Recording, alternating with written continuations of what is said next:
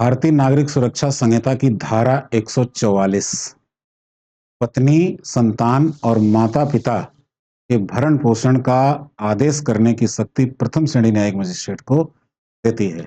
पत्नी यानी कि जिसका अपने पति के साथ तलाक हो चुका है, ऐसी पत्नी जो कि पुनर्विवाह नहीं करती है। अगर पुनर्विवाह कर लेती है, तो फिर उसे गुजारा भत्ता देने का दायित्व पति पर नहीं आएगा।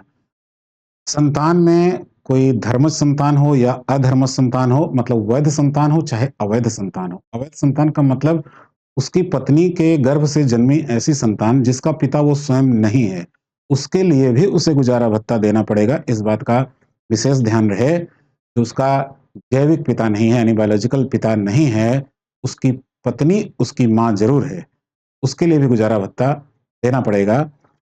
अगर संतान यानी कि कोई पुत्री है और पुत्री अविवाहित है, तो उसके लिए भी पिता को गुजारा भत्ता देना पड़ेगा।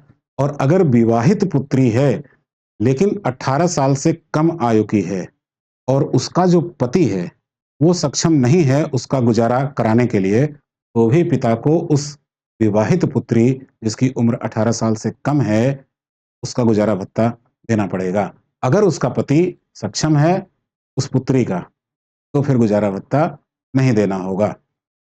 अविवाहित पुत्री की उम्र चाहे जितनी हो, गुजारा भत्ता देना पड़ेगा।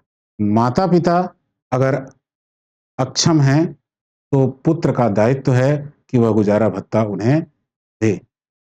तो पत्नी के बारे में आपने जान लिया, संतान जान लिया जिसमें धर्मज, अधर्मज यानी वैध, अवैध दोनों संतानों के लिए गुजारा भत्ता देना पड़ेगा। माता-पिता के लिए जान लिया। ये भारतीय नागरिक सुरक्षा संहिता की धारा 145 के अंतर्गत ये अधिकार है। सभी तलाकशुदा पत्नियों को, संतानों को और माता-पिता को ये जानने का अधिकार है और इसलिए आप ये बात उन सभी के पास पहुँचा दें।